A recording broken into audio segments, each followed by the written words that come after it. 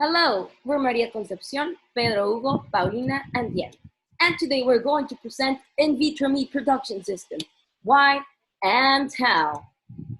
Innovations and technological advancements in the food industry have become consumer directed, as its production is highly sensitive. There's a major need to develop a substitute for livestock meat in order to combat the problems caused by its conventional production. Meat must remain part of our diet, as it provides high quality protein, iron, zinc, omega 3 fatty acids, and many vitamins B. The type of technology needed is known as in vitro production of meat, where meat is grown in a culture in the lab and its composition selectively manipulated. This sector has been constantly increasing, as the average meat consumption is 42 kilograms per year. Global meat production will continue to rise from 233 million metric tons in 2000 to 300 million metric tons in 2020 due to the growing population and urbanization worldwide. This poses a major challenge, as according to the UN, the global demand for food is expected to increase by 70%. Approximately 670 million tons of cereals are used to feed livestock, which represents over one third of the global world cereals use. An alternative for these can be replacing meat with in vitro meat, where either the protein cells are grown from a culture of animal cells or the whole muscle is synthesized de novo in a lab, and thus animal slaughter is eliminated. The idea of creating artificial meat started in 1930 when Frederick Smith and Winston Churchill commented about the idea of growing specific parts of animals separately under a suitable medium instead of sacrificing a complete animal. The cell organizing technique involves the use of an explant from the muscle of another animal, which is then proliferated in a nutrient medium. In 1912, Alexis Carrel performed an experiment which consists in the use of a piece of chick heart muscle as sample. He managed to keep it alive outside the body, placing it in a nourished medium with suitable nutrients. Then, at the beginning of the 21st century, Benjaminson, Gilchrist, and Lawrence used tissue culture techniques for the production of meat.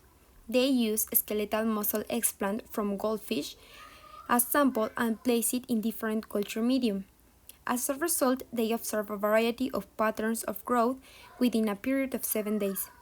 Benjaminson made another experiment where he managed to keep a muscle tissue extracted from a chick alive for 2 months in a fungal medium, having the risk of infection associated with the serum-based medium.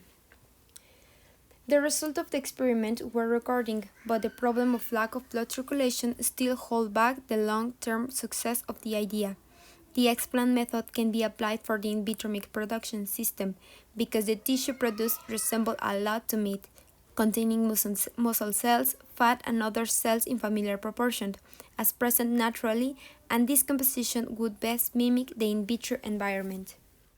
The second method of culture meat involves suitable stem cells which can obtain from a variety of tissues. In the meat production, suitable muscle cells are proliferated on a carrier called escalope, in the presence of a culture medium in a bioreactor. Such culturing results in microfibers which might be then harvested, processed, and consumed as a meat of its products. Several types of cells have been proposed for the EMS, which are responsible for muscle regeneration.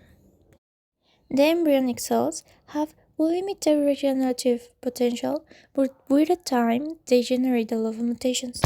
The myosatellite cells are really suitable for culture meat, but they have a great variations on their proliferation and differentiation capacities depending on the source. Adult stem cells differentiate into a certain type of cells only or into a similar type of cell, but they are prone to malignant transformation. Culture media and growth factors are essential for culturing. Mediums can be based on serum, but require sacrificing animals, and they are not precise on composition. Therefore, there is also free serum medium. Some external growth regulators can be obtained by transgenic organisms. A scaffold is a substratum for cell attachment, proliferation, and differentiation because the cells are HRH dependent. Some characteristics for it is that it has to be edible and vegan, flexible, and imitate the in vivo conditions. It also has to be audible or inedible polymers for its development, such as collagen and cellulose as base material. The main purpose of the bioreactor is that it creates a meat perfusion. It creates a favorable environment where cells are in near continuous suspensions and the fluid shear is low and the tissue assemblies can be easily suspended. These characteristics allow a large scale of culture for free production of meat. The most significant challenge is to achieve consumer acceptance, which is related to food appeal, such as appearances, taste, flavor, etc. Worldwide, it is felt that culture meat may sound unnatural and unappealing. It poses some flaws due to the absence of myoglobin, as it is devoid of its red color. Nutrients that are not synthesized by the muscle must be provided, such as vitamin B12, as well as mimicking meat's natural flavor and the yuck factor. Some technical challenges may also arise, such as setting up suitable stem cell lines and efficient isolation of stem cells. Problems with contamination can also happen.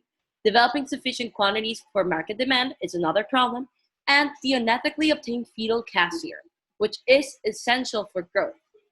An alternative for this could be cyanobacteria hydrolysis. However, it has not received much acceptance. Possible collapse of the meat structure after its removal from the scaffold and creating a scaffold. The tissue engineering for muscle fiber relies on the creation of artificial muscle with tissue engineering techniques.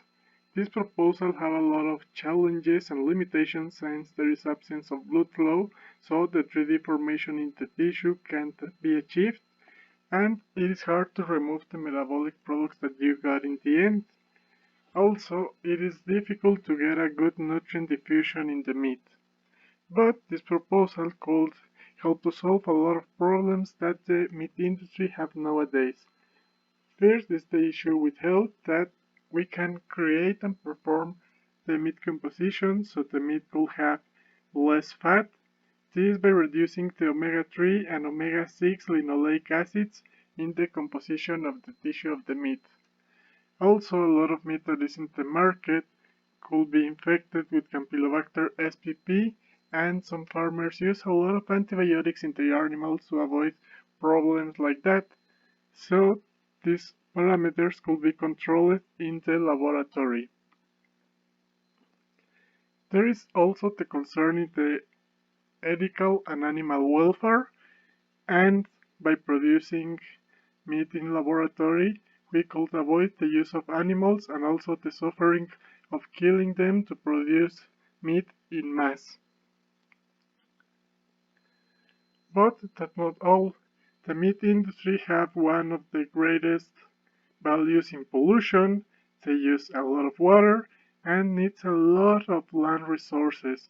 So all these parameters could be reduced and controlled by the work of laboratory, since you don't cause pollution because you are not having animals, and you will reduce the water use, and obviously you won't need a bigger space to have a lot of animals. But at the end, these have some challenges. First, the color of the meat changes. You can't have meat in laboratory of red color since you don't have the blood vessels, and this get always a problem with the composition of iron of the meat.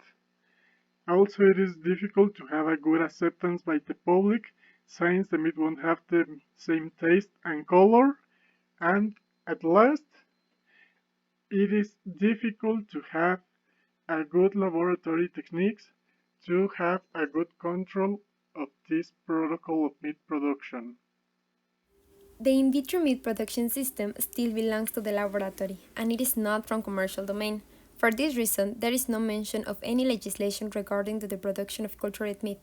In the future, it is going to be a very important decision because of all the considerable factors associated with the large-scale, massive, and commercial production of in vitro meat. As a conclusion, the development of the in vitro meat is a very promising technology. One of the challenges of this innovation is its introduction in the commercial arena. With meat being a sensitive muscle food, all regulations have to be framed and followed. In vitro meat might soon bring a revolution of human, animal, and environment-friendly meat. A new product of human invention is going to change the way meat is produced, consumed, and studied. Thank you very much for your attention, and here is the reference of the article used for this investigation.